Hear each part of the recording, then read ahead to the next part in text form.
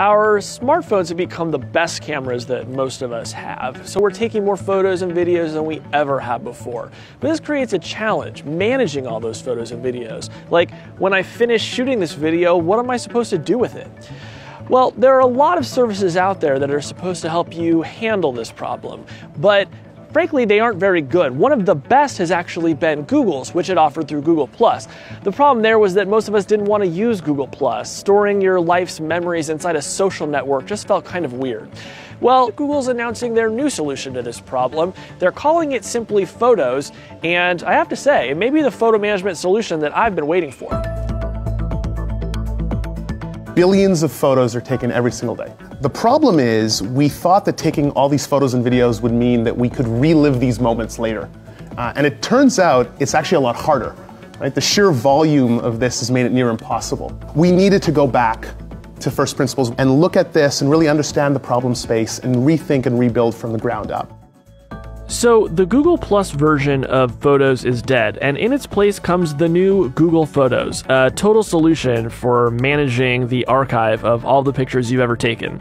That means an uploader for your Mac and Windows PCs, and new apps for iOS and Android.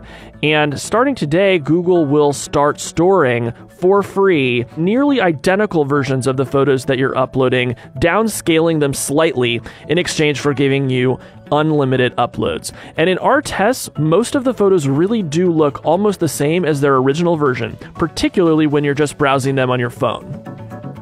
The best way that I like to think about it is, drawing the comparison to music. This is like us saying, we're going to store all your CDs as MP3s, unlimited for free. And I think that's pretty compelling for a lot of people who want to be able to maintain these memories and be able to do so. Now, if you're the type of person who wants to store your original down to the last byte, we still offer 15 gigabytes for free shared across your Google services, and 1 terabyte you can buy, for example, for $10 a month. But this really unlocks it for everyone to be able to have their memories, their entire life backed up. So an online photo management service needs to do more than just store your photos. It should also help you enjoy them, and that means finding things. So here's where the power of Google Search comes in. Google's using all of its machine learning technology to help understand what's in your photos. Even if you've never tagged them, it recognizes famous landmarks, it knows what a boat looks like, it knows what a whale looks like. All you have to do is tap in keywords and Google will find it inside your photos. It creates a whole new way of looking through your photo archive, and it's something I think people are really going to enjoy. We have this really great technology and we try to decide, how should we surface this? What's the best way that users are going to really even understand how this would work? And what we found was that people describe photos in basically 4 different categories. 1 is who's in the photo, 2 is where was the photo taken, 3 is what is in the photo, is it a dog, is it a hat, whatever it may be, and then 4 is what is the type of photo, is it a panorama, is it a video? So you just tap that blue search disk, and what you'll find here is your entire life of photos automatically organized into these little categories. So I have all my people, all the important places in my life, so the place I live, the place my girlfriend's family lives, the place we go in Hawaii, my hometown in Garland, Texas. We have all the things that are interesting in your photos, so all my food photos, my photos from the beach. And these are sort of dynamically generated based on what you based care on what about. I have, yeah. You're exactly. a huge sky person. Evidently. You'd live in a cloud if you could. So now that I've uploaded my entire photo archive to Google, it's been really fun to see what Google is finding in those photos. And one of the best things they've found is faces of all my friends and family. Google simply can judge based on how many photos you've taken of a single person, how important they are in your life. And so when I click on faces inside Google Photos, it now shows me my mom, my dad, my brother, my sister-in-law, and most importantly, my little nephew. And I can now go back years in time. Even as their faces have changed over the years, Google can still hone in on what they look like and show me basically our entire relationship.